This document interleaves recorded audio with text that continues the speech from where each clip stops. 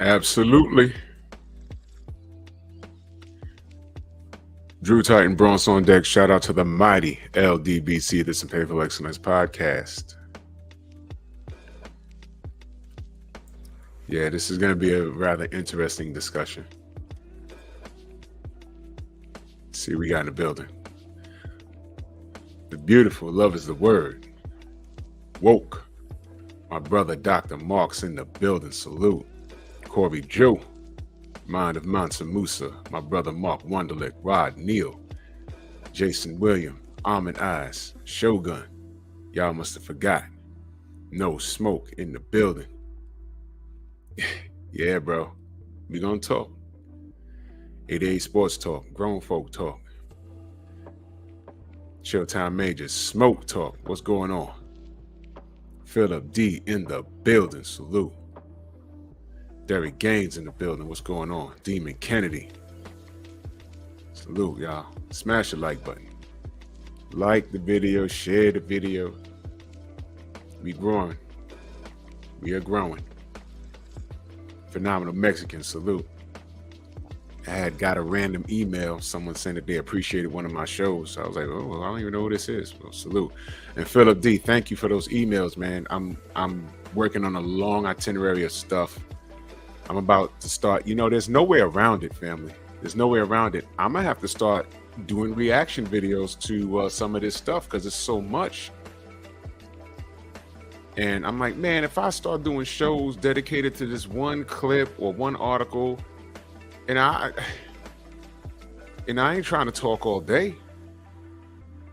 So we got to address it, and I'm going to give my opinion, and I'm just going to,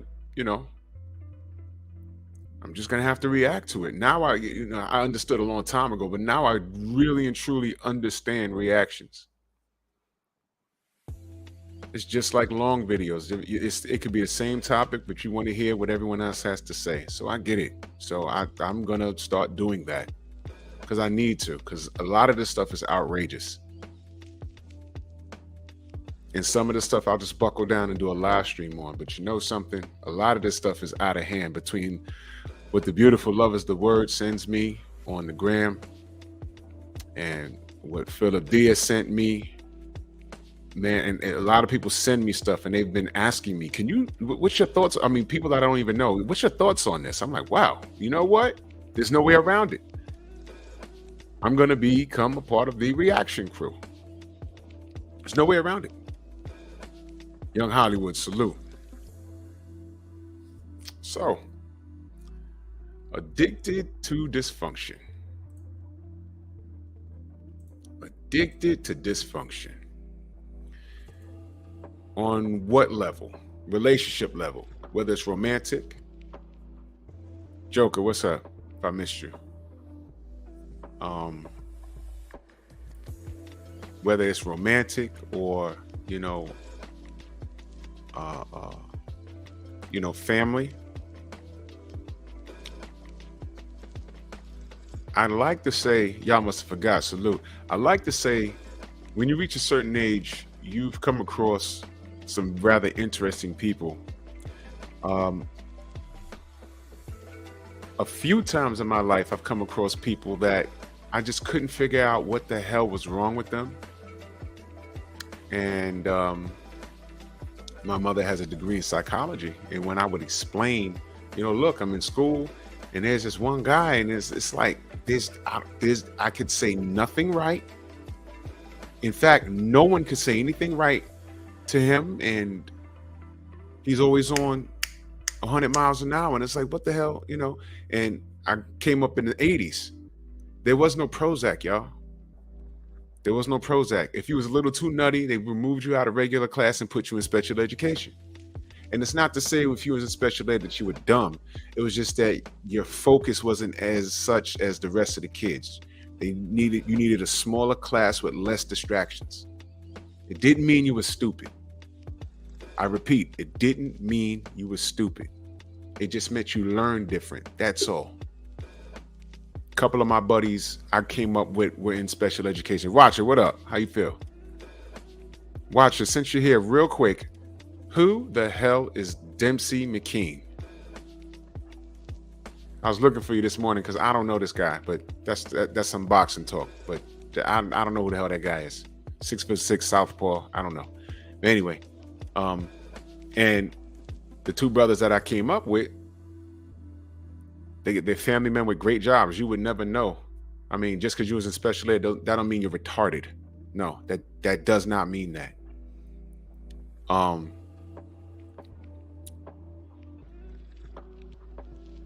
I'm just thinking of this cat that I'm talking about. We're cool now. Oh, the stuff you sent me on the gram? I might have did. I get a lot of stuff on the gram. If I missed it, send it again. Cause that's I between y'all, you and love is the word, and I think Paul Carrick sends me a lot of stuff. I got material for days. I appreciate y'all.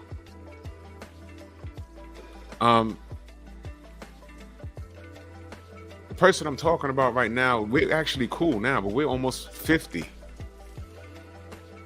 But coming up, he was like impossible to get along with. Me and him almost had several fights. Junior high school, we almost fought like 3 times. And I had to tell a mutual friend, Theo Coop in the building, salute. I ain't got to tell you how to. Matter of fact, if you're a content creator, make sure you go subscribe to everybody. Smoke Talk, Theo Coop, everybody. Mona D, everybody.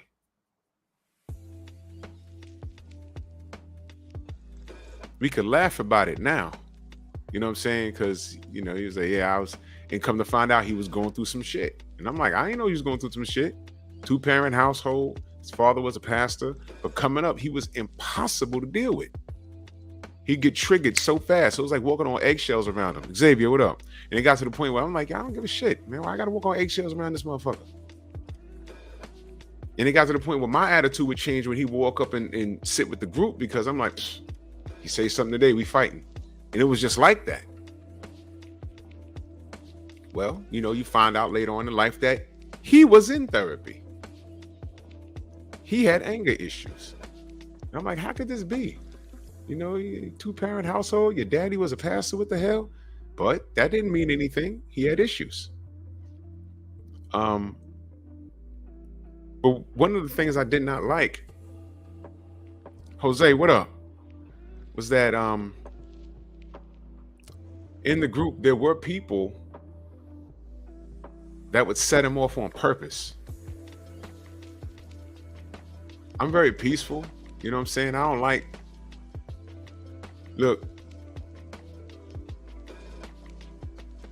if you didn't like the color green for the dumbest of reasons, Reese, what up? For the dumbest of reasons, I would just make sure not to wear green around you, just for the sake of, hey, look, okay. But then you have some motherfuckers that will wear green on purpose just to see what he does. And it's like, what's wrong with you? Why are you trying to set this person off?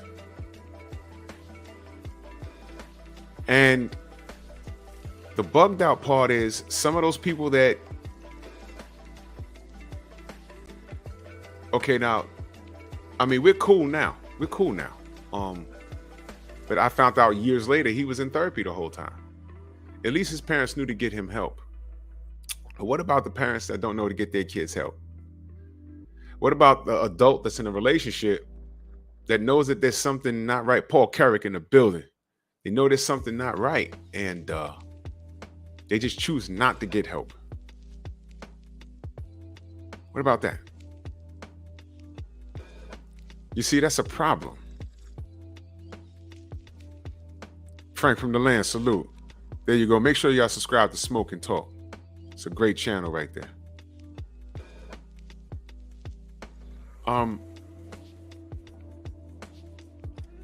There are people, you can tell them, yo, look, you need to go talk to somebody, and they'll say, nah, I'm good. Because you know why? In their minds, they are good because they like arguing.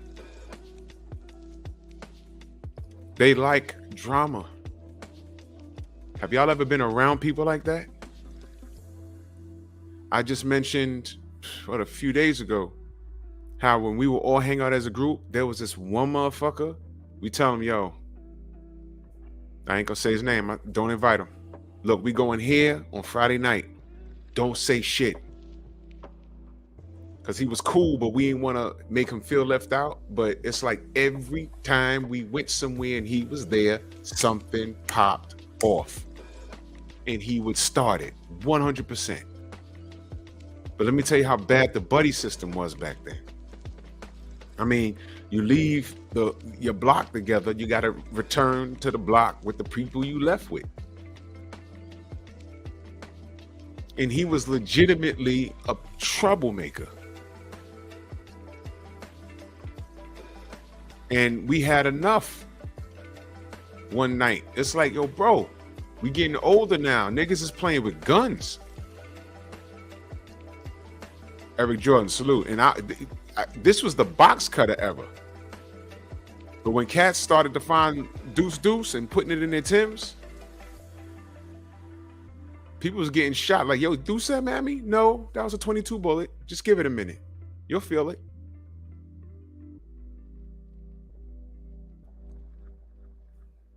Stop playing. I know a story where a kid, when we were kids back then, got into some beef in Brooklyn. Dude pulled out a little 22 and shot him in the face, bullet went in his eye.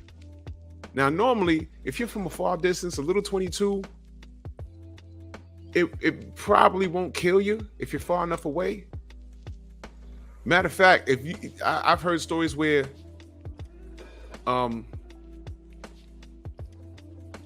one of my buddies who's since passed, was like 2 years now. When he was running away from a situation, the bullets, he had a bubble coat on and a sweater on, the bullets bounced off because it was far away. And he said it felt like someone was throwing rocks at him. And two bounced off his coat. They put a hole in the coat. One bullet was in the coat. The other one like bounced off his shoulder. It's a 22. The bullets are this big. But this one story that I know, close range, shot the kid in the face, went in his eye, and it's caught his brain like an apple. Boom, woo, died on the spot. Ryan Rice, salute.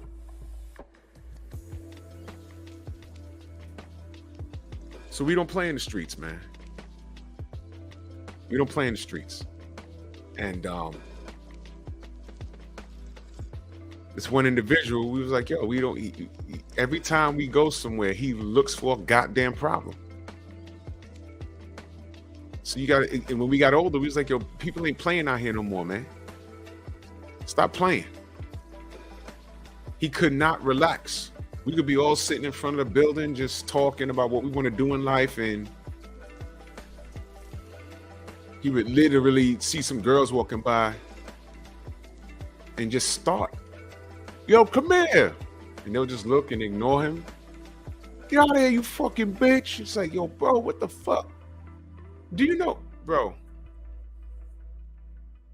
Yeah, one time he did that to some unidentified girls walking from somewhere. We all looked. Like, yo, they're cute. And before one of us could like, hey, excuse me, hey. You're like, yo, come here. Now they look and like, okay, we're gonna accelerate. I said, come here, yo, man, fuck you, you fucking bitches. Don't you know those girls left? And 2 hours later, here comes a car. Yo, y'all niggas fronted on my sister. Be on, man.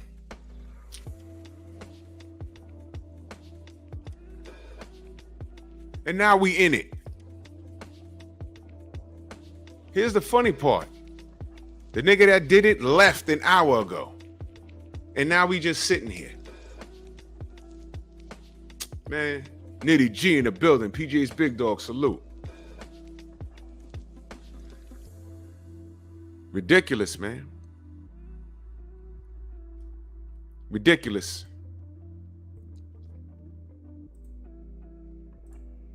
Gotta be careful out here, man. But this fella I'm talking about was addicted to chaos. Addicted to chaos. Nothing happened that night. We ended up, cooler heads prevail. He was like, yo, look, The 3 girls that were here, look, they were walking by, but our dude was here and he, you know, he's over the top. We ain't do it. Well, where he at? He ain't here. Please. Look, we ain't gonna get no, yo, where he at? Go ring his bell. We ain't gonna, Anthony, what up? We ain't gonna do all of that. We're telling you what happened. He's reckless with his mouth. He left. As a matter of fact, he was in the middle of the street being animated, and one of my boys had to like grab him by the arm. Yo, come here, man. Stop. What the fuck? You don't know who they are. We really didn't know who they were. But that fucking car came back about an hour later or so, and he had went home. You see? And what if the car came out and dude jumped out and didn't want to talk? Matter of fact, it was weird that he wanted to talk because there was like about 6 or 7 of us outside. And it was just a car that rolled up, and I saw 3 people, him and 2 other people in there. And there's 7 of us. And we were not the smallest dudes in the world. Alan, what up? So we was assuming that they were armed. We weren't. One of y'all niggas tried to front on my cousin? Huh? We already knew what time it was, man. It was just look, something did happen, but the nigga that did it, that nigga went home. He's a loudmouth. In fact, we stopped him from, you know, we pulled him out, literally pulled him out the street. The nigga just, he's crazy. He ain't here. Yo, where he at? No. We ain't gonna do the way he at thing. He's just not here. He left. It wasn't us. We telling you that this nigga did it, but he's gone. He's a little loopy, you know what I mean? But we diffused the situation by pulling him away. That's what we did. So, you know, we diffused it and they got in the car and left. We never saw him again. But that was like, you see, now what if they wasn't in the mood for talking? They just saw some random dudes. All right, we're gonna make a statement. Pop, pop, pop, pop over something that this idiot said because he's addicted to chaos. And guess what? He's been like that since elementary school. And this situation I'm talking about happened way after high school. It's just like, yo, what's wrong with these dudes? What's wrong with these people like that? Now that was another one of I don't even want to call him a friend. He's just a guy I grew up around. But you know, I'll say he's a friend. He just had issues. The other young man, the pastor's son, he had issues. But when you're younger, you don't understand it. You're just like, man, I fucking hate this guy. I mean, you know how juvenile, you wanna know how long I didn't get along with this cat? I had a G.I. Joe and I forgot the name of the damn toy. And I said the wrong name and he went, oh no, that's not him, that's him. I mean, how could you not know his name? I'm looking at him like, the fuck are you talking to? It's a fucking toy. What's wrong with you? What's wrong with you? Why are you acting like you're getting evicted? What? Yeah, Ryan, right? Those 22s, it's not funny. It's not funny. Close range is not funny. Them things ricochet in your body. It's not cool. You could die. But I remember when I was one of the first fights we almost got into. I said the wrong name of a G.I. Joe doll, and he went bonkers. And I'm like, and all my other friends, we just standing around looking at him like, yo, you okay? And he's stomping around like Hulk Hogan. No, that's not his name. How do you not? But it's your toy, and how do you not? And we like, I knew then that there was something wrong with that nigga. And that was like 1980 fucking 4? 84, 85, I was like 10. What the fuck is wrong with him? I knew then. And it never changed. Got into junior high school, it got progressively worse. But we had a bunch, KP, what up? But we had a bunch of mutual friends and everything was cool until he came outside and I would just get quiet. I'm just sitting there like, grown folk, what up? Yeah, and I'm like, man. Sometimes I would just pimp off like, all right, yo, I'll see y'all later. I wouldn't give off, I'd smile, y'all, I'm out, y'all, I'll see y'all later. Like, where you going? Y'all know I don't get along with him. And then when we get a little older, we playing ball. Y'all already know. I told you, we almost had fist fights 3 times. We never came to blows, but 3 times. Because when we got older, the more, I ain't gonna lie, the more I look for it. He say something today, I'm not talking. Joseph Townsend, what up? I'm not talking. And it was not me. There are some people that are addicted to chaos. You see it right here on social media. They're addicted to chaos. You understand the importance of not beefing? I talk about it every now and again. I told you I had that one stalker who died. His channel is still up. He got like several videos about me.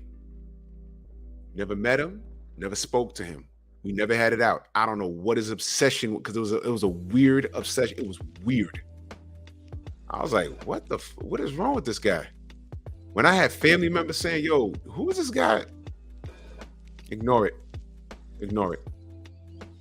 He's nothing. And now he took all that hatred to the grave with him. I wouldn't be surprised if his daughter, who announced that her father passed, I wouldn't be surprised if she went through his archives and is sitting here wondering, what did this guy do to my dad? The answer is nothing. Because if she has gone to my channel, scroll all the way down from when I first started doing content, I never did anything to that guy. If you scroll in my archives, I addressed 2 motherfuckers on here, and I had a live stream with the stalker. So that's 3 people. I never did anything to anybody. They always, those 3 motherfuckers, in one sense, apologized. But the other cat, I found out he's literally on medication. So I just leave him alone too. The other motherfucker, you already know about that. I'm on here to build relationships. I don't know what the fuck these people are on. Hatred, jealousy, envy, addicted to chaos, addicted to dysfunction. Some people really need help. Now, thank you, Joseph Townsend. I'm jumping rope every day. I'm motivating people to get healthy and eat right. I show my before and after pictures. I'm trying to do something good. And cats is just out here jealous. I'm going to fights. And matter of fact, whoever's going to be in Vegas, I see y'all there. I'm going to Arrow versus Bud. I see y'all there. And I'm going to have a damn good time. That's it. Hen Dog, salute. Main Biker, salute.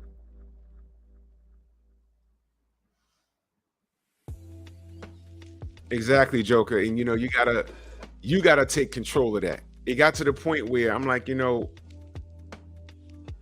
and dude, we had Tay, what up? We had mutual friends, but they knew what type of time I was on. I'm like, it's a boiling point. Because it went from that G.I. Joe shit from we was 10, and now we was 16, 17, and it's a little dangerous now.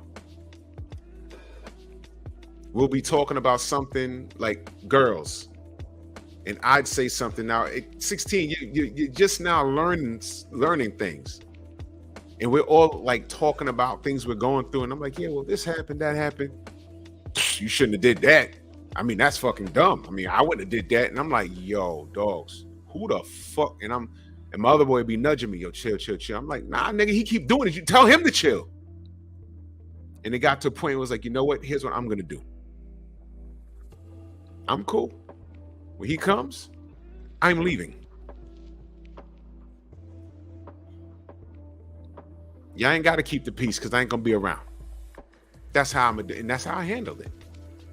Eventually, well, I ain't gonna put too much of his business. Let's just say he went through his own growing pains, and once he went through those, by the time we reached our mid-20s, we were able to talk like an adult, like adults, and it came out. Yeah, man, I was in therapy for years, man. I had anger issues, and I'm sitting there like, yeah, you think? And he laughed. He's like, man, you and me, we almost had a fight several times. Yeah, it was more than several times. There was one time, I was playing ball one day, and nothing was falling. And then he came on the court, and I'm like, we should just fight, right? I was already mad. I mean, goddamn. But, I took the high road. It was what it was. But we're grown now. And I ran into him a few months ago. We actually was laughing loud in the street and talking it's funny. He's a family man now. He got a couple of children, lives out in Staten Island.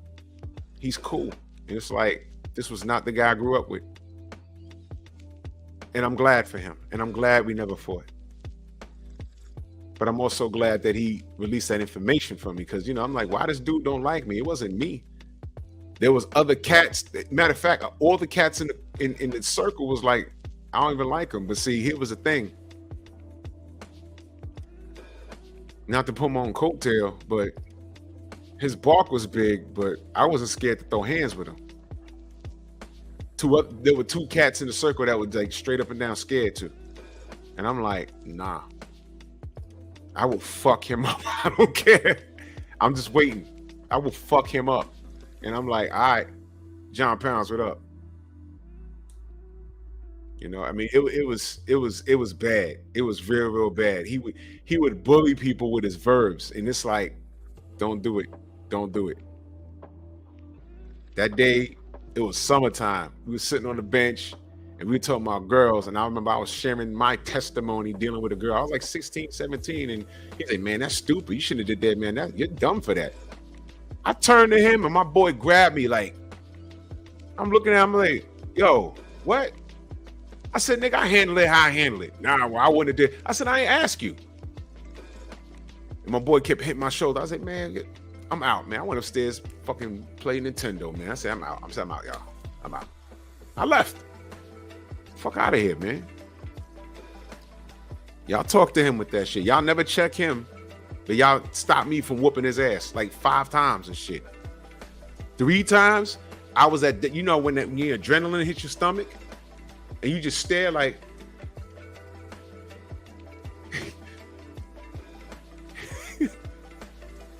you need special teams prevent for what's about to, you need your goal line defense for what's about to happen. You really talking? Edgar, what up? I mean, it got that bad. And it got to the point I said, you know what?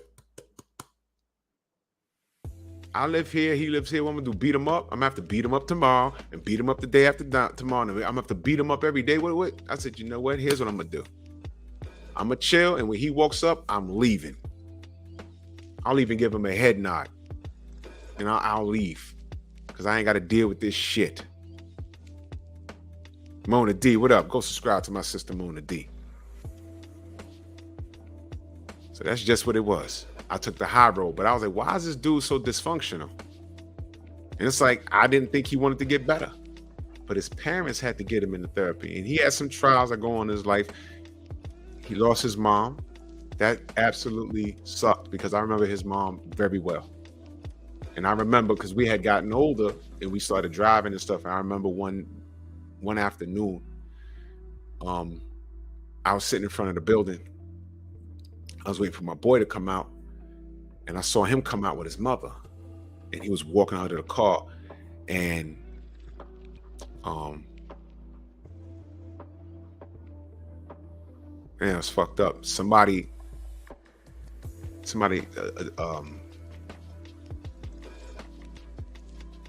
think somebody, Kofa, what up? A truck came through and kind of like tapped the mirror. It didn't break it, but it tapped the mirror and moved it. And when I noticed that was his mom's car, I jumped out the car and it was like a box truck. He looked at me and he took off. He boogied. It kind of like shattered the driver's side mirror, but I wrote down a plate. And at that point, I looked at his mom's and I was like, ugh. But, we were a little older then. We was like in our early 20s. So I said, yo, man, I wrote down a plate if you need it, man. You saw what he just did. He said, no, don't worry about it, man. Don't worry. He was something else. And when he got in the car, I said, your prayers up, fam. And his mom's passed shortly after. And I remember his mom's really well. I think his mom's was a twin too. So, you grow out of certain stuff, you understand? And again, turns out I ran into him later. He had some other issues and we were able to talk like men. And then that's when he told me that he was going through some stuff. that I couldn't comprehend it growing up. I just thought he just didn't like me or didn't like the people in our circle. And I'm like, why the fuck does he act like this? Well, he had problems. He had problems. I saw it firsthand. Well, apparently he has it under control, because when I saw him, he's smiling. Yo, man, what's going on? What's going on? I was like, oh man, how you doing, man? And we were just laughing and just laugh about shit, man. He said, man, I had issues, man. It was like his way of apologizing. It's crazy. It's crazy. But there's some people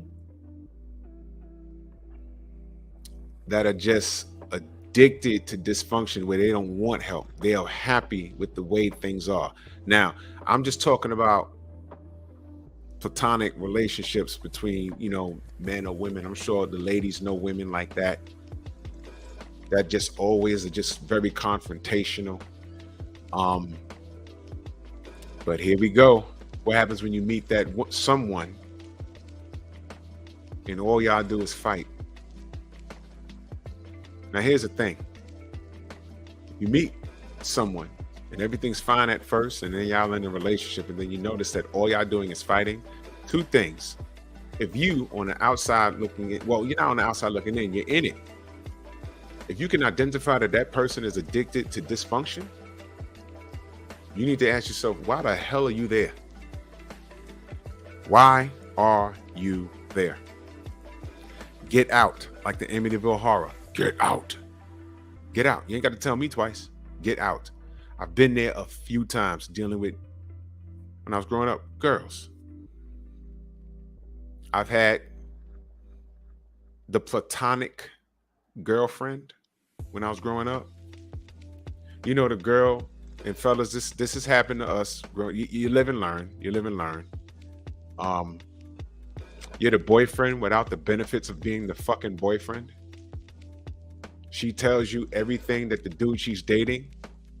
She tells you everything and how he's treating her, and it's all bad, and she's crying to you. But somehow he's getting the tail. And it's like, why are you talking to me? Wow. Hey, baby, why don't you, I don't know, leave him? She just can't. And then you looking back now, I'm like, man, we were only like 17 or 18. What the fuck she mean? She can't leave him because she love him. Oh my God. It sounds fucking crazy. It sounds crazy. The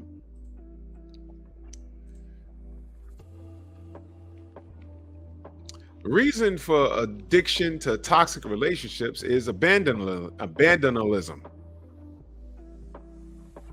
This means you're addicted to the emotional drama of heartbreak and pursue hard to get partners to keep the romantic intensity going and to keep your body's love chemicals and stress hormones flowing. Do y'all understand what I just read? Addicted to the emotional drama of heartbreak.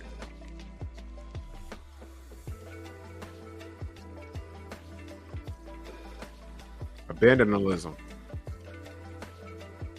Pursue hard to get partners to keep the romantic intensity going and to keep your body's love chemicals and stress hormones flowing. Addicted to chaos. Get this out of here. The hell?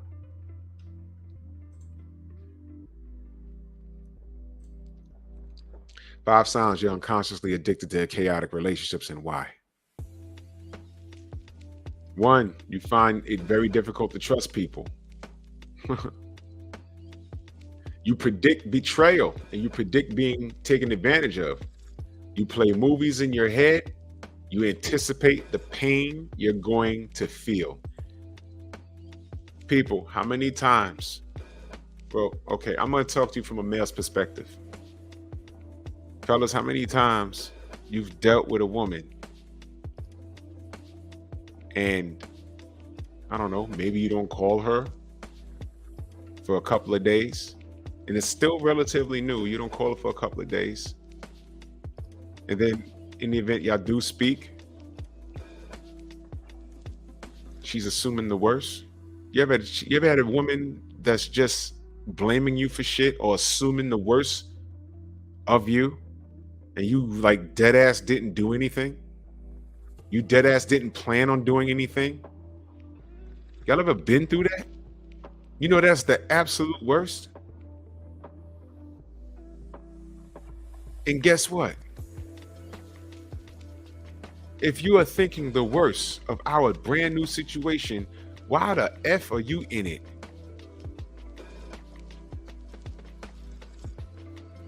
Story time.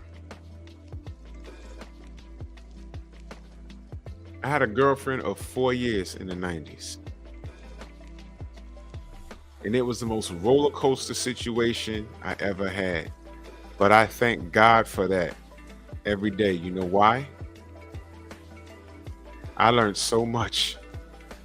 I learned so much.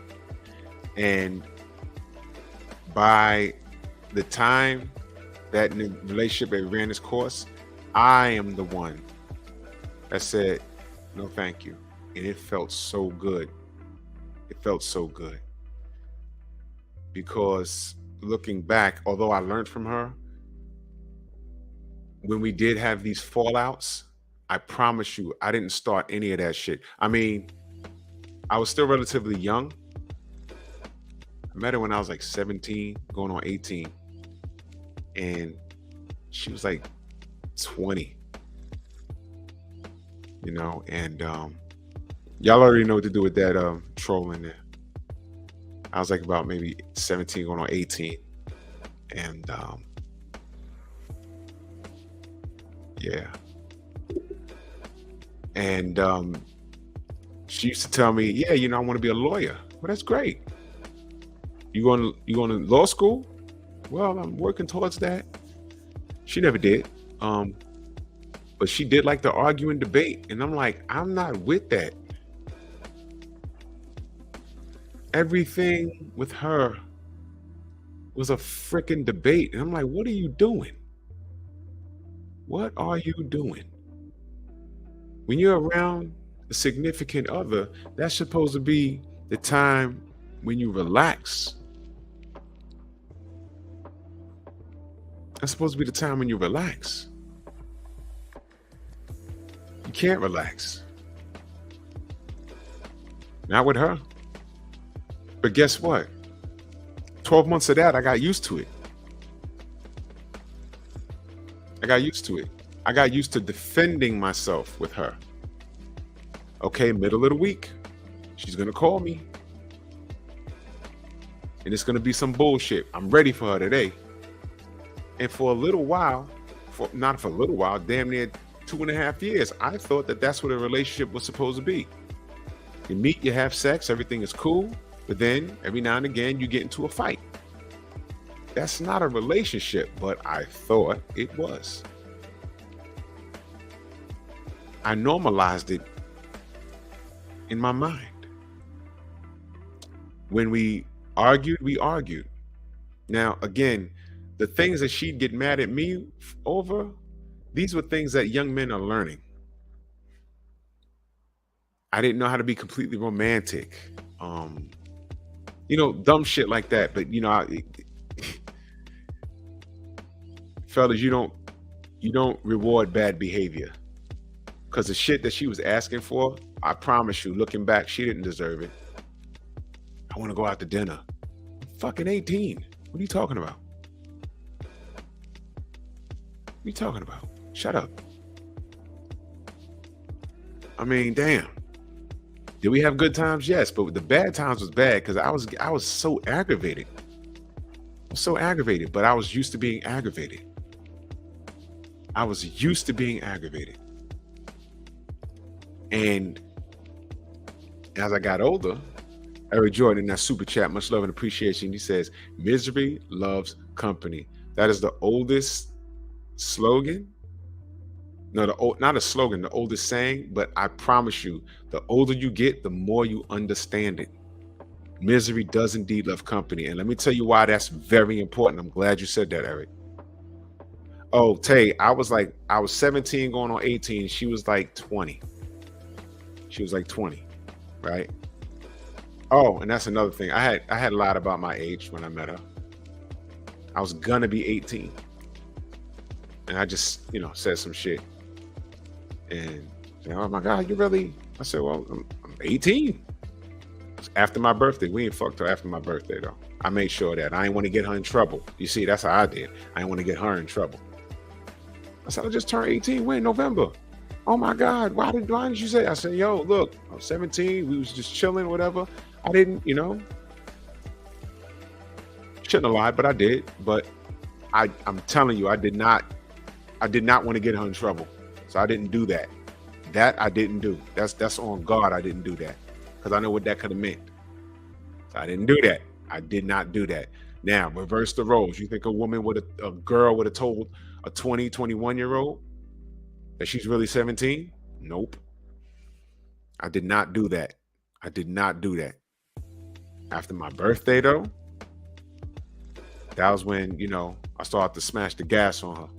Ratchet, what up? And then, I said, let me tell her my age before she find out or whatever. So, but misery loves company. Yeah. When I started to get to know her during the course of the year, I knew she was a little miserable. First of all, the way she talked to her mother, the way her mother and her interacted was very, very, it was unlike anything I've seen. That was the first time I've been to a home where they would casually curse amongst themselves. Mom, what the fuck's going on? I don't know. What's wrong with the TV? Well, I paid the fucking bill. It should be on in a little while. Where the fuck's the cat? And it's like, fuck. I'm like, whoa, I'm not used to that. I didn't curse around my mother like that. I wasn't used to that. And then she had a little sister. It got crazy. It got crazy. She had a little sister. Looked young, but she was older than my younger sister. I got 5 years on my younger sister. But her younger sister had 2 years on my younger sister. But she looked young, like child young. She was older.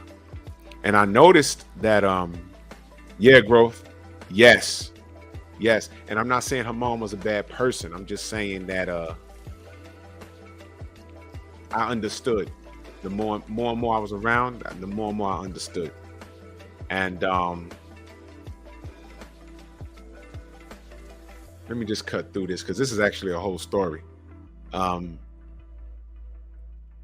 She had daddy issues. There it was. And she was used to dealing with a certain kind of dude, and I wasn't. I might have looked the part, but I wasn't a street dude. I could fit in like a chameleon, but I wasn't a street dude. I did the 40-ounce thing. I used to drink 40s and shit like that, but I wasn't a smoker. I didn't do that. All right, but I didn't fit the mold. And she was used to dealing with certain kinds of dudes, and I wasn't that. She wasn't used to that. I was actually a nice guy, and she became a bit of a bully. And when I finally I'm like, why am I'm trying to be polite to her, and she's forcing my hand. And then one day I just blew up on her, like, yo, what the F's wrong with you? Yo, I'm trying to be nice and you doing that. I'm like, man, fuck you. Then she's calling the phone, like nothing happened. I'm like, yo, I gotta talk crazy to get some compliance. Well, apparently so. Have sex and it's back to normal. Then she picks another fight, and this was the ongoing thing. Not a week went by where there wasn't some beef, and it became normal to me. And I realized that it became abnormal because year number 4, well, I'm even gonna hold you. Year number 2.5, I was mentally checked out.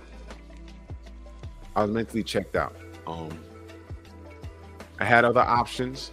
I didn't explore them. I mean, I would talk, but I didn't. When I say explore, I didn't hop in the sack with these other options. That I didn't do because I was in school at the time. And it came to the point where she says, "Yo, listen, I want more out of the relationship." I said, "What do you mean?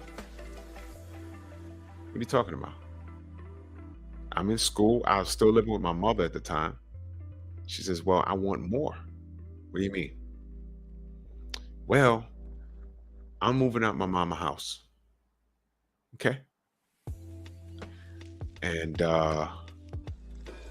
she has a connection in public housing. Here we fucking go. She didn't say I have money for a crib. I saved money for a house. She said my mama got connections in public housing. Oh yeah, block the trolls. What y'all waiting on? Block them. Y'all ain't block that clown? I'll show you how to do it. When you block them, you go to their page and you press report. See, this is a good one. Impersonation. He has Al Heyman there. Al Heyman's a real person. Okay.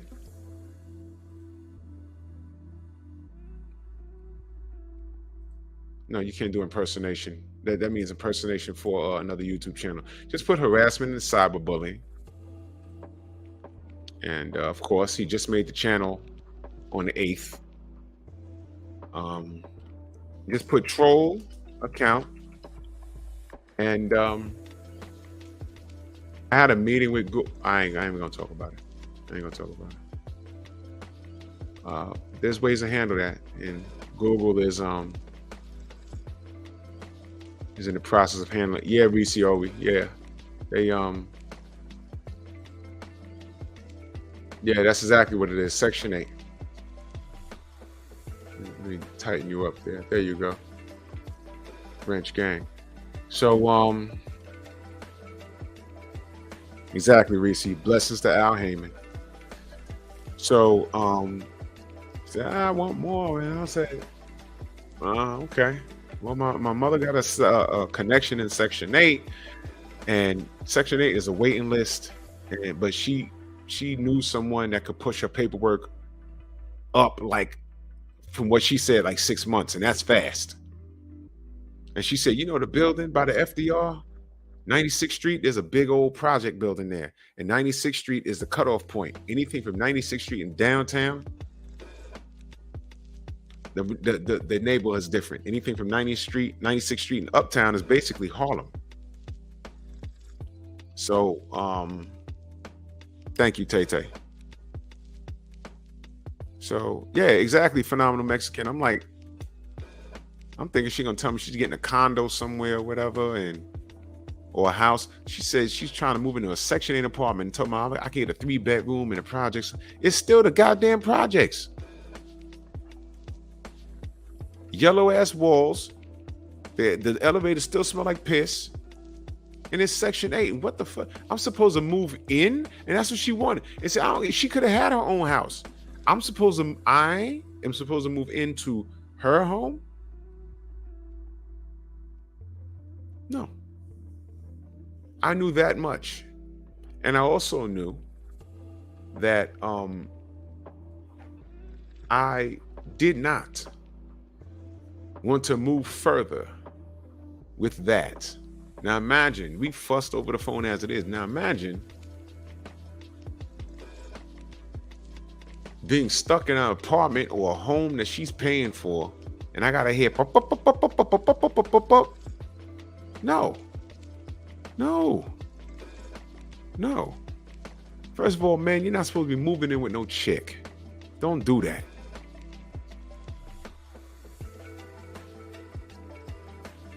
Do not do that. Now, I will admit, I did shack up with a chick one time for 1 month. I was going through a situation. I did do that. But at one point, this was later, Shorty was like, we could share, she was going to put me on a lease. So I was gonna like co-own it, like put my name on it. And at the last minute, I said, no, you're a whore. What? Fuck out of here. So anyway, I told her, no, I don't want, no. I said, listen, I don't want that. She said, you don't? I said, nope. I said, as a matter of fact, we need to have a conversation. And I broke up with her. I said, listen, you are perfectly within your right for wanting more. But I'm in school, and I, as a man, do not feel comfortable moving in a place that's in your name. She wanted me to, she had got a job at Nike Town and they had health benefits, and she wanted me to hop on her insurance. I said, oh, no, no, no, no, no, no, no, no, no, no, no. You're not my mother. I'm making it work. And then she hit me with the, oh, well, you still live with your mother? Yeah, and I'm also still on her health insurance. Why would I leave that to come deal with you? I'll be at your whim. No, no, no, no, no, no. And I know how you are. I said, look, that's not going to work. Now, we cool just how it is, but now you're talking about you want more. That means you're ready to go to a level that I just don't see going with you. Why not? I said, for 4 years, there's 7 days in the week. We'll fuss 2 days out the week. And I said, it's not me. It got to the point after that first year, I started to understand her. There was times where we be in joint company and I tapped my boy, I was like, yo, she's gonna start some bullshit in 3, 2, 1. And she'd spark. I'm like, my boy would be like, yo, dogs, I don't know how you do it. It's like, yo, listen, I'm gonna let her blow her load, and then when y'all leave, I'm gonna blow my load on her titties and I'm gonna go to bed. That's all this is. She's just acting out. She likes a goddamn, I know how to handle her. She's gonna, I don't know how long you could take this. I said, yo, listen. And then it got to the point where it's like, yo, what am I standing around here for? I got options, but I was just addicted. It became normal to deal with her. But then when she hit me with the, I want more. No, no, no, no, no. Not with me. Go pursue, go be great. Without me, I'm in the way. And I broke up with her. Y'all want to know the illest shit? All right. Oh, I forgot. She had daddy issues because when she brought up her father, I like, your mom, you know, why? What's up with your dad? He lived in California. He had, it was her and her daughter. It was her and her sister. But according to her, he didn't stop sleeping with these women until until he made a son. And the chick that gave him a son, that's the chick he stayed with, and he lived in California. She had an older sister, and you know what? I got stories about that is so not for YouTube. It's totally for like a Patreon or something, man. But bro, whatever, man. But I left in peace, and it was all good. Years, not I want to say years later, I want to say like 97. Me and my boy, there was a strip club called the Golden Lady at Hunts Point, right? Yo, the night, you want to know what? Yo, the last time, the third to last time I was at the Golden Lady was the night Hector Camacho fought Oscar De La Hoya. One time after that, I saw my boy's younger sister stripping there. Crazy uncomfortable. Because we looked, I said, oh shit. I said, bro, we can't stay. But she saw us. And she was like, fuck it. I said, man, did not have a good time. I could not concentrate. That shit was mad uncomfortable. The last time we were there, I saw my ex's younger sister. stripping there. Creep life. She came right up to us. Yeah, what's up? I'm like, I hate this place. But we stayed until like 4 in the morning. And I said, do you need a ride home or some shit? She's like, yeah, but we all going to the diner to get something to eat.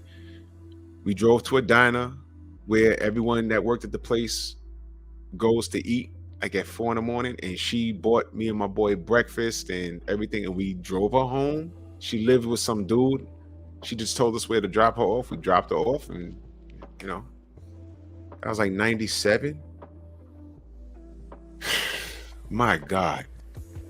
My God.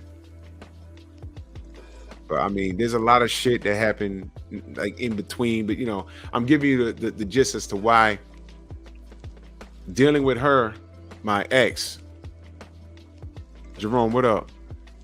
I became addicted to dysfunction. I didn't know any other way. I had to learn to treat these women how they treat me. You understand? Because Shorty was like that. I'm like, oh yeah, you did this and you did. I'm like, well, I didn't do anything. Oh, you probably did. Well, why would you do that? Because you went through a situation. I'm like, you only like 3 years older than me. Where are you getting this shit from? She ain't go through all of that bullshit. She went through. Her friends went through some nonsense, and she's pushing it off on her life, and she was expecting the worst. Sort of like when I told you about what my boy went through just last week. Shorty, I'm on the phone with her. She's expecting the worst. And I'm like, man, no, you're expecting the worst because you are the worst. You are the worst.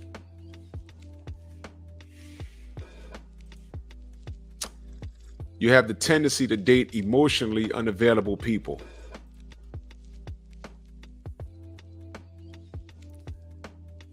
You can pursue a person that you know is not available because you anticipate this person telling you no any goddamn way. But for some reason, that sits well with you. You expect the worst. So it's like, yo, why bother? It's crazy. Now, why people choose to put themselves through that, I don't know. It's weird. Relationships are not a safe space to be yourself. You should never allow yourself to be fully vulnerable with someone. Relationships always lead to problems, so they are not worth your time and efforts. People will always reject you, so you better reject them first. That last part right there, this is you confirming these inner stories and subconscious beliefs about relationships. And that last one right there, people will always reject you, so you better get them first. How many times you've been with someone and again, you've done nothing. You've done nothing. And they just start saying shit to push you away. It's like, yo, what's wrong with you? They expect you to reject them first, so they get you. I'm going to get you before you get me. That's no way to be. That is no way to be. Mr. Shelton, salute. You're a very, very busy person. Maybe you can't see why being an extremely busy person is a sign you're addicted to chaos. Allow me to explain. It says right here, this is really good. We keep ourselves busy because it's our way to distract ourselves from our own painful emotions and inner realities. What's the reality? What's the reality? You ain't got time to date. You're busy. No, you're not busy. You don't like what you see in the mirror. You don't like your dress. You don't like the way you dress. You don't like the way you look. Team Peterson, what up? There's a lot of things you don't like about yourself that you just can't, you can fix it. You just choose not to. Your safe place is where you are. So you remain there. You feel safe. Your Netflix and your food in your refrigerator. I mean, you want to go out You want to make some changes, but you're too much of a coward to do something about whatever it is that's bothering you. It's too much of a coward to address that shit. So, what do? I'll tell you what you do. You remain in that bubble. You remain in that bubble. And you do nothing about it.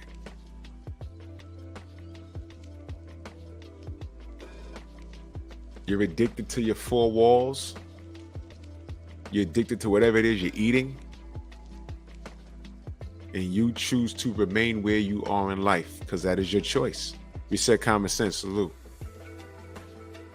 And that is actually a sad state of affairs.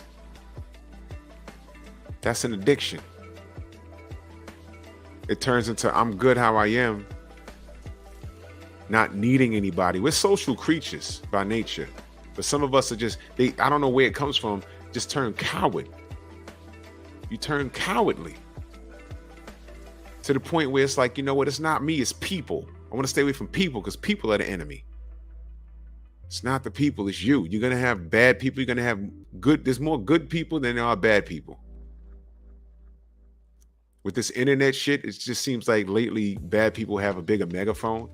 Without this internet shit, a lot of these people with these loud megaphones and this weird ass following, there was once upon a time where people like that just stayed in the basement and never came outside. Now they're staying in the basement and catfishing people. That's dysfunction. Professional trolls, that's a dysfunction. Catfishing people, that's a dysfunction. You see those shows? When they catch up to the people doing it, the troll that was just in here, I'm willing to bet you can look at that person and tell that there's something wrong with them. You can look at them. They probably sound funny. They probably look even funnier. They more than likely have no friends, no girlfriends or boyfriends, or they have a girlfriend and want a boyfriend. I'm not firing shots. I'm telling you.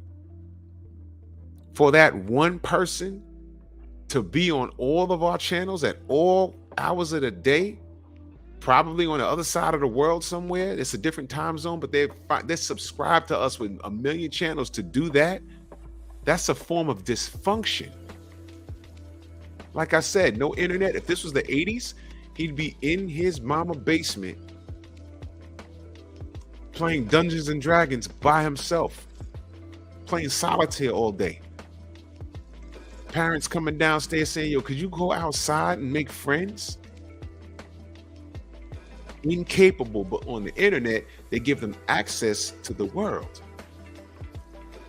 But having access to the world doesn't fix your dysfunction. So I'm going to talk to the troll. Seek professional help.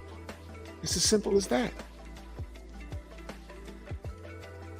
If what I'm saying on my boxing channel or on Bear Cave, which I haven't done any like live content yet, or here has upset you, we're having a grown conversation and you're coming here talking about Al Heyman. That's how I know you have no girlfriend. That's how I know you have no significant other. If you do have a girlfriend, you really want a boyfriend. There's all kinds of things wrong with these people. There's all kinds of things.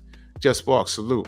Salute to Eric Jordan back in that super chat. He says, damn, sis was way too masculine in that toxic. Oh, yeah, she was. She was. Oh, she was. She was very, very masculine. And that was another problem.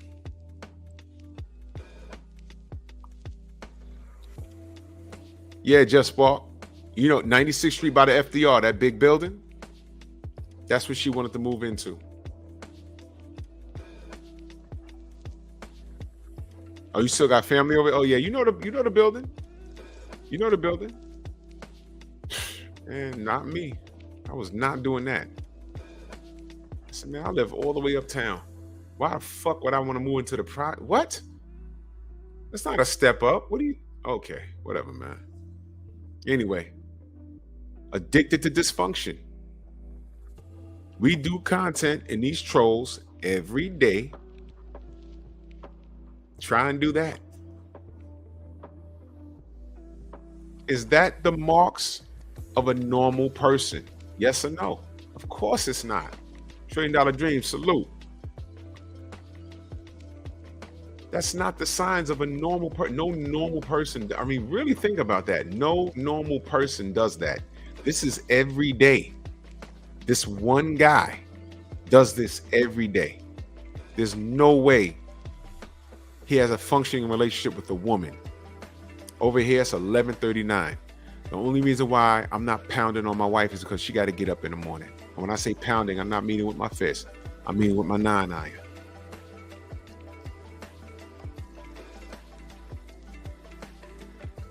I can't be that much more important than you cuddling in the bed with the significant other. Why are you up here? Addicted to dysfunction.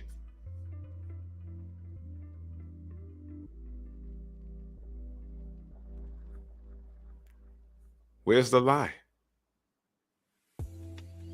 And if you can justify anything you do, I challenge you. I will invite you on a live, but here's the deal. I need you to bring your girlfriend. And hopefully she's weird like you, because in that, if she's enabling you to do this, I hope you're getting paid for it. And I hope she can justify it. I'm not even going to clown her if she's unsightly, but you won't do it. Make another troll account and come in here. You only got to be subscribed for 1 minute. You won't. You have no girlfriend. You have no wife. But you're here. He's watching right now. Yeah, he's talking about me. Yeah. Addicted to dysfunction. You're here. I appreciate the views, though. Yeah, Mr. Shelton, he makes an account every day. You can find him here. You can find him on 78's channel. You can find him on a lot of LDBC channels. King Corleone, salute. I mean, that shit is like embarrassing, isn't it? Isn't it embarrassing? As a man, there's certain things I'm like, yo, there's no way. Some of this stuff you got to do is say, what if my wife was looking over my shoulder? Hey, what you doing? And you just in a random chat where someone's talking shit and you just trolling. How do you explain that to your woman? How do you explain that to your child? Your child. How would you explain that? How would you explain that? Yeah, my daughter. Yeah, son. I don't like this guy, so I troll him every night. Hey, Dad, that's why I don't have any more siblings? Now, what if you have a teenager? Are you showing your child how to be just as dysfunctional as you? Here, son, this is how you troll. Y'all know why? This is why I don't beef. This is why I don't beef. It's never worth it. I got shit to do. I'm on the cusp of doing a lot of great things. I've gotten a lot of information. There's a lot of things that I'm doing to grow. I don't have time to beef. While I'm working, go on and troll me. I really don't care. Addicted to dysfunction. Look at the title of the show.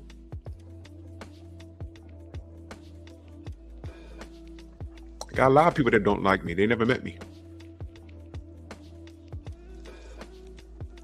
That's okay. They got to live with that, not me.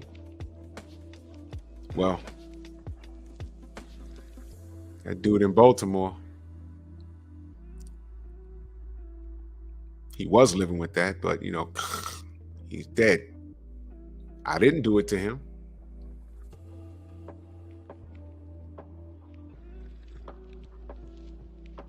Look at this. Look at this. Look what the king said. My homeboy Charles' wife Vicky said to me, I went through his phone thinking I might find porn or a girl. I found him arguing about boxing on Facebook. You see?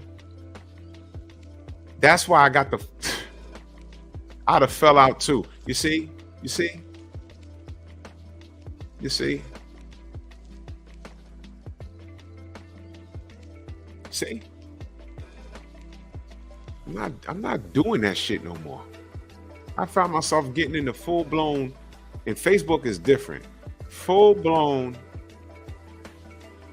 cuss matches with people I never met on Facebook. That was my introduction to social media. And I have to say, pause.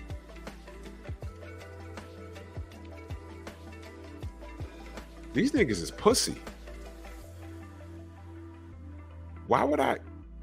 And I stopped just like that. I got off of Facebook. I said, I'm not doing this. I got the hell off of that. I got the hell off. I said, I'm not, no. I'm good. Done. And I came over here and started, I said, why am I in this stupid ass boxing group? And don't get me wrong, I met a lot of solid guys in there that I still talk to. Via Instagram, I got some guys' phone numbers, and we cool. But the rest of the group, especially the Brits that were in there, ridiculous. Hardcore AJ fans. One guy damn near wanted to sleep with Dillian White, and it was just weirdos. I said, this is how I handle it. I'll never forget it. I said, this is how I'm gonna handle it. Leave. And I told everybody I was cool with. I said, yo, hit me up on Messenger. I'm leaving. I'm not only leaving the group, I'm leaving Facebook because this is bogus. There were people begging me to stay. Motherfuckers that argued with me begging me to stay. No, what? What are you don't need me to argue. Go fight with someone else. One of my boys that I got cool with from the group was like, yo, you know, today bro, you know when I left the group? I left the group about a month after Ruiz beat AJ.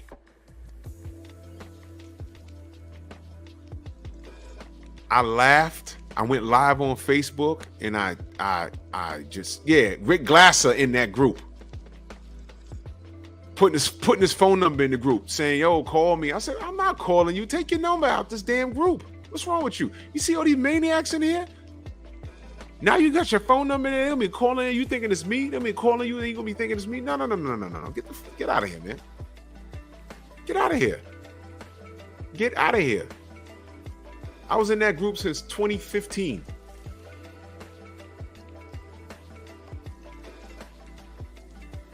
Get out of here. It was ridiculous. And I said, I'm just as crazy as these fools. Every time I had a break at work, got to get on Facebook, see what someone said about me. You get suckered in. I said, no. When I said, you know what? So-and-so hit me on the messenger. I'm leaving Facebook in about a week. I'm not dealing with this. This is stupid. Because that was also around the time I was already listening to YouTube. I was already subscribed to 78 Sports. 78 Fight News. That was his original channel. So I was already listening to YouTube, and I said, I need to make the transition. I just need to stop talking to y'all because some of y'all niggas are crazy. Oh, no, please don't leave it. No. You'll find 1,000 other people to argue with. I'm just not in. And I realized that a lot of these people made that was their outlet. They made it their life. That's not my life. That's why I'm not on Twitter. I could open up a Twitter account right now, and I bet you by 8 hours from now, I'll just say Drew Titans now on Twitter, and you'll see me like this, and it'll be really me. I bet y'all have 100 people coming for me, and I ain't said a word. Now, why the fuck would I want to go over there? For what? I'm on Twitter, but I'm not on Twitter. I don't even have an account, but my name is on Twitter. That's good enough for me because I'm making people lose sleep like this troll. That troll probably has a Twitter account. That troll cannot stop thinking about me. He has no wife. He has no life. He has a phone, probably a laptop, and he's watching me right now with his arms folded and his dick is hard. That's gay, dude. That's gay. Addicted to dysfunction. I left Facebook. YouTube, I have control over what I do. This is my second monetized channel. I didn't get here to make money, but I said when I start making money, I'm gonna treat this like a business. Y'all like the product? So I'm gonna give y'all the best product possible. The reason why I'm going out to Vegas for Errol Spence versus Bud is because now I have a responsibility to my audience. Y'all heard me say, I ain't messing with Vegas for boxing. Well, I have to recant that statement now. You know why? This is a big fight. I know people say they're done with it, but you know what? When we get closer to it, what do you think people are going to say? When we get closer to it, what do you think people are going to say? It's going to be talking. Well, I'm going to be talking about it tomorrow. As we get closer, it's going to be the talk of the town. So I have a responsibility to my audience to get them as close to the action as possible. Me and Tay Jones was talking about that. You know, this is a business. We need to treat it as such. We want to give you another perspective of the fights. I mean, Blue Blood does a brilliant job, but maybe I'll see something he doesn't see. Maybe Tay will see something that neither of us see. We're bringing you content. This is what we choose to do, and we actually have fun doing it. But when you come to someone's channel for the sole purpose to disrupt because you don't like something I said, you're not hurting me, you're helping me. Your vision and the fact that you subscribe for 2 seconds just to get blocked, that nets me dividends, you foolish mortal. So I actually appreciate you because you approve my point. I said, what am I gonna talk about today? I'm gonna talk about people being addicted to chaos, and on time you showed up. So thank you. Trolls are addicted to chaos. Fellas, when you had that girl that always wanted to fuss with you, and the minute you was like, hey man, I don't want to deal with you no more. And then she starts apologizing and crying and rolling on the floor. Did you see the video? I don't know if all of this stuff is true. Did you see the video of the dude that caught his girl with the next man? And he said, I'm breaking up with you. And she begged and pleaded and went into the ATM and gave him like $800 to stay with her. I don't know how true some of that stuff is, but what planet am I on that shit like that happens? That brother needs to not, all the money in the world should not want you to deal with that. Brothers, man, I've heard some silly shit. I've heard of brothers forgiving women and doing a lot of weird shit to them. There's no other explanation for that than you being addicted to chaos. Whether she cheated on you or took your car and crashed it up, or I know a girl that snuffed a dude. I don't know him personally, but I know who he is. But one day I saw him with an eye patch on. What happened to him? He had a fight. Nah, his girl snuffed him. What do you mean? She snuffed him and tore his retina. Shorty that lives in his apartment right now? Yeah. Is she alive? Yeah, she home. What? What? You like that shit. Fellas, we've all, well, I'm not gonna say all of us, I'm saying I keep saying we've all. On a couple of occasions, I've been the boyfriend without the benefits of being the boyfriend. I don't want to hear your problems. You ain't giving me no tail. I don't want to hear your problems. All I'm going to tell you is, yo, that's not right. He shouldn't be doing this to you. You telling me all of this, you may as well let me beat those buns. Oh, you're not going to let me beat those buns? Then I don't need to be here listening to you. Why am I here listening to you? You going to let me beat those buns? No. Why am I here listening to you? You're not going to listen to anything. You're not going to listen to anything that I tell you anyway.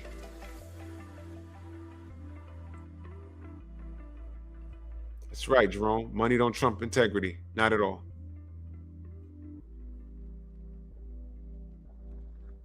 So it's whatever. Fellas, you're stupid if you're addicted to dysfunction.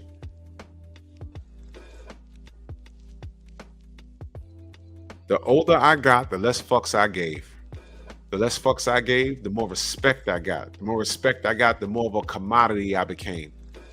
And then I realized I didn't want to compete for their affection anyway. These chicks get on my nerves in reality. You see, when you was between 18 to like 25, I was a little hot in the pants. Something happened like between 25 and 30. I just got angry.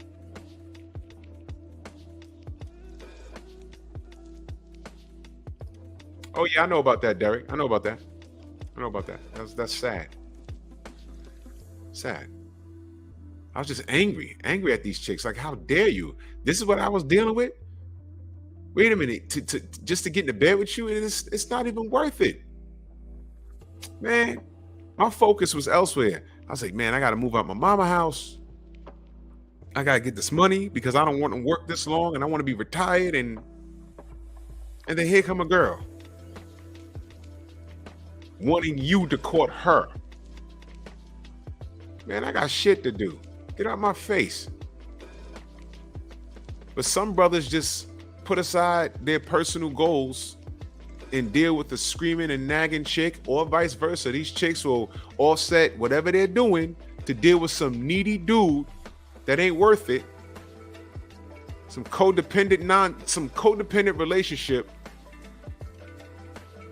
because they're addicted to dysfunction. They can't exist. They can't get through a day without screaming and hollering about something. Let's see what else these 5 signs say. You feel confused or even unloved when things are stable and peaceful. Oh my God. Y'all ever been dealing with somebody and you're the perfect gentleman, fellas? Perfect gentleman. And she still finds a way to fuck it up? Like my boy. He was the perfect gentleman and she found the way to goof that up.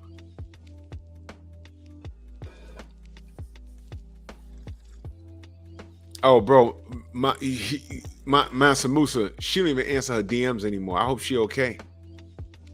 I hope she's okay.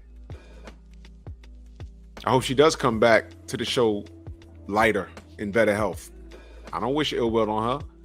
It's really sad. I watch that live stream often, and everybody that those cats didn't even know I had a podcast. I sent that to them. They were like, "Yo, what the F is wrong with her?"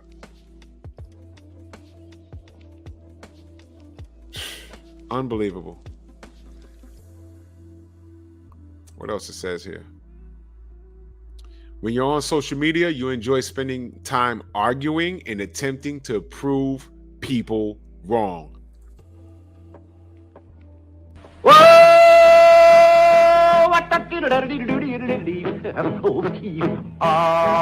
What? You can't make this shit up. I was just talking about that, right? And number 5 is that. I'll read it again. When you're on social media, you enjoy spending time arguing and attempting to prove people wrong. I just made a comment on Steve Cunningham's post about Haney versus Lomachenko. He scored it for Devin Haney. What was his score? I forgot. It was like 7-5. And everybody, for the most part, is like, yo, I agree with you, champ. There's other pro fighters. Not super big names, but there's other pro fighters in there like, yo, I agree with you. People can't score boxing. Steve Cunningham is what? A pro boxer. And I think Devin Alexander was in there. I agree with you, champ. There's a few other guys in there. And I'm not talking about Tim Butterbiscuit Bradley or Andre Ward. They're on the payroll. Steve Cunningham reviewed the fight, and one of the things he said was that people don't know how to score fights. People don't understand the body work paid him dividends. People don't understand that he put Loma on the back foot and all those combinations was missing.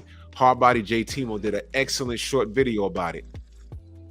Those flurries that Loma was trying to hit Devin with, he'll throw 6 punches, only like 2 land.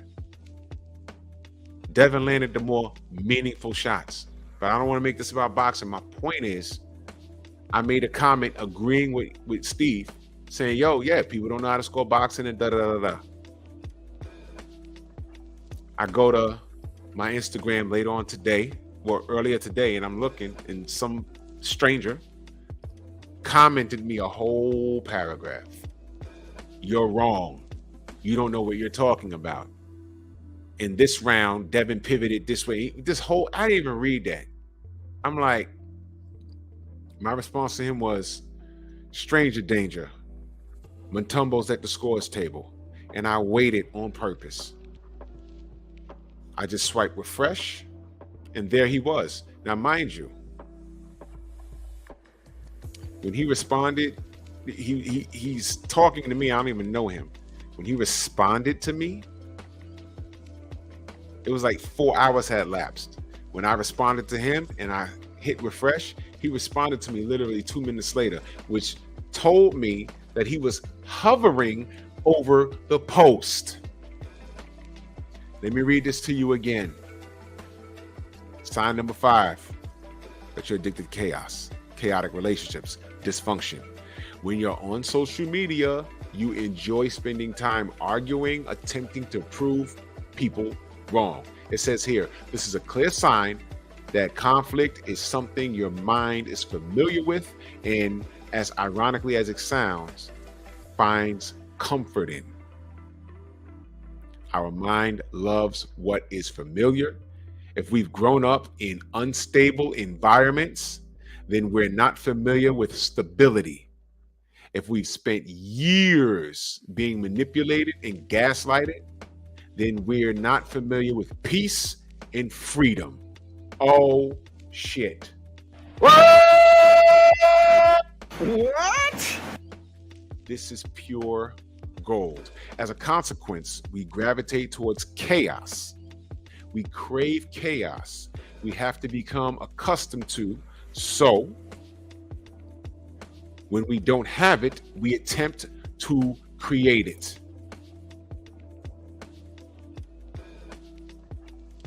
Bam.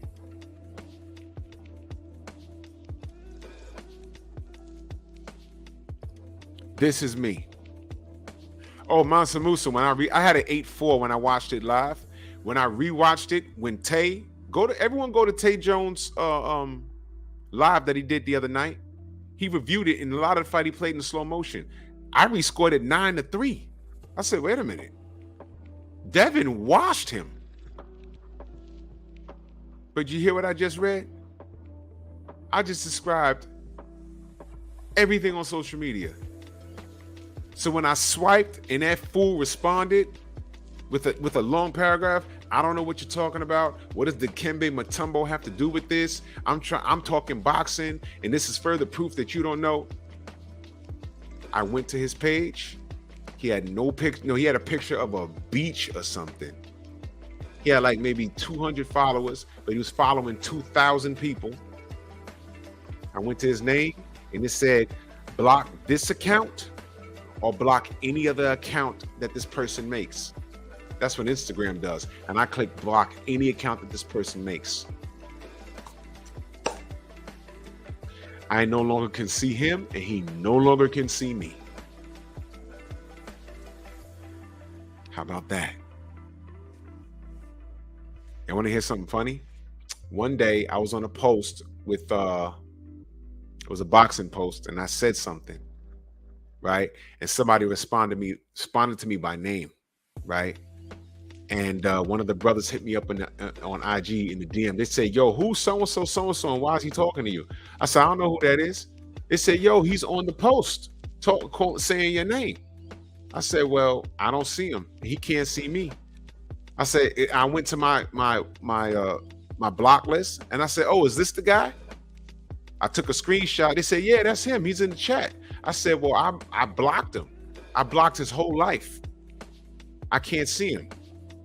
And he shouldn't be able to see me. They said, no, somebody said your name because I was actually talking to an LDBC member, and we was having a dialogue. But I know the person, so we was having a dialogue. And dude said my name, and he is not blocked by the LDBC member. And dude just went bonkers. Oh, Drew Titan's in here. I don't give a fuck. And da-da-da-da-da-da-da-da-da. And they said, yo, dudes took screenshots. Again, typing books. And I know you can see me, and and you're this, and you're that, and you're racist, and you're biased, and Deontay Wilder, and da-da-da-da. Typing books. And eventually, the fighter whose post that was DM'd me. It was like, yo, who is that guy? I said, I don't know. I can't see him. And I had to explain to him he can see me because I'm having a dialogue with somebody, and that's somebody, and that somebody don't have him blocked. But he said my name, so he knows I'm in the chat talking.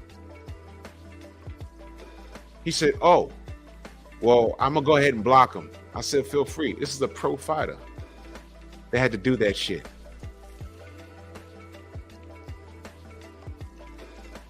A pro fighter, or a former pro fighter. He's retired now. Can y'all believe the nonsense? I had blocked that guy like last year. Let me read this to you again. When you're on social media, you enjoy spending time arguing and attempting to prove people wrong. While there's several people that have response videos to me that I don't know, response videos to BFTV, to 78 Sports TV, the LDBC as a whole, they're addicted to chaos. We're not going to change. They're not going to say anything to shut us down. They've tried. It's never worked. But they are addicted. They are addicted to us. They're addicted to chaos. That's why I got the fuck off of Facebook. I'm like, I'm not doing this. I came to YouTube, and then when 78 started the LDBC, I got on to support the movement. And here I am, channel number 2. Supporting the grind. Growing, helping people grow. I'm addicted, but not to dysfunction. I'm addicted to winning. I'm addicted to helping people. I'm addicted to helping people grow. I'm addicted to positivity. That's what I'm addicted to.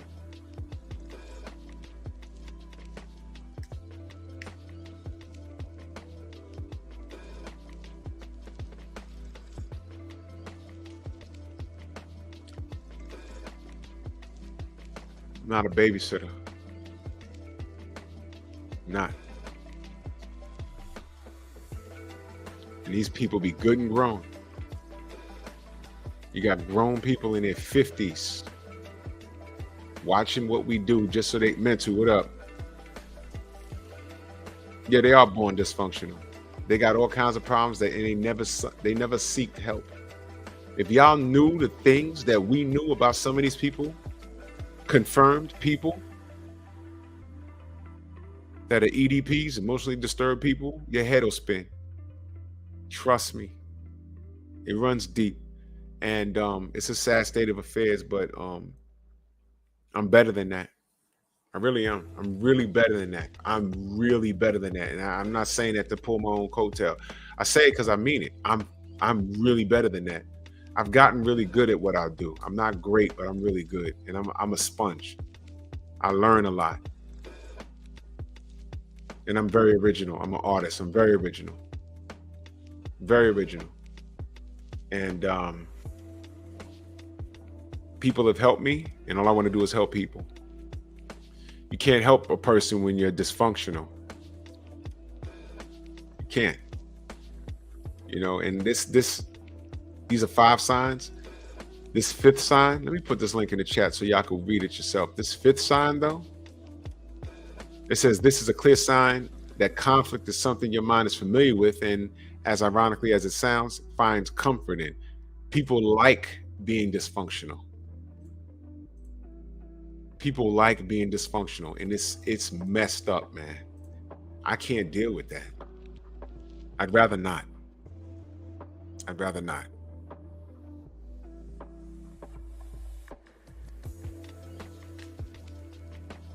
If you need therapy, go get help. If you need therapy, go get help. If I see that you're crazy and you don't see anything wrong with you, don't worry. I'm just not going to be around you. It's as simple as that.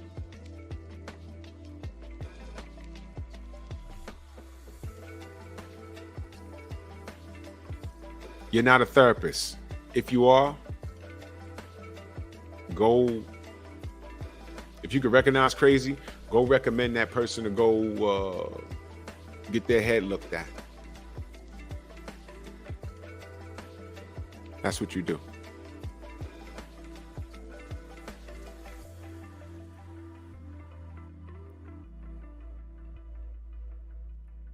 You'll get suckered into dysfunction if you're not careful. Ladies and gentlemen, please monitor your surroundings, recognize character flaws, and remember, you're not a doctor. You get into relationships with people of like mind. Everybody you meet in your life moving forward should be an asset to what you're doing, no matter what it is. Everybody you meet in your life should bring you peace. But if you're meeting people and there's always some dysfunction, check yourself. I told you that young lady that I introduced my friend to, I was listening to her talk, but this was way after the fact. And he told me, yo, man, she was saying a lot of weird shit at the dinner table. Her life is very dysfunctional. By then it was too late. Now, of course, they had an adult situation, but she deleted his number and he just decided, you know what? Let it stay deleted. And that's the end. And I know down the road, I'm going to get a phone call. I'm going to get a text. Yo, your boy never called. So I guess, yeah. My response is, I'm not going to explain anything. I'm just going to say, well, I guess that's what it is. You could have called him, but you deleted his number. At any point, if you wanted to clean anything up, you could have called me and asked for his number. But I knew she was never going to do that. It's been about 2 weeks now. She'd have did it by now. So what did the other rule say? What did the other sign say? You have the tendency to date emotionally unavailable people, right? But you find it difficult to trust people. You predict betrayal. You predict being taken advantage of. You play movies in your head and you anticipate the pain you're going to feel. So you just choose not to deal with it. That's her. Being friends with my boy is not going to help her. What she needs is a doctor. You see what I'm saying? Recognize dysfunction. You're not Superman. You're not Superwoman. Get away from the person. All right? Tell them to seek help.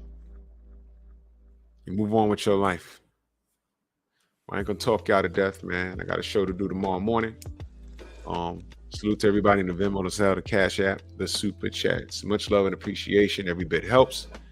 I'm gonna start buying new mics and looking at this new camera. I think I'm gonna have to. Well, I ain't gonna tell y'all what I'm gonna do, but yeah. Soon we're gonna upgrade. We're gonna switch some stuff up, man. But man, salute to y'all, man. And I'll see y'all in the AM. Some more boxing talk, and we'll be back here Friday night.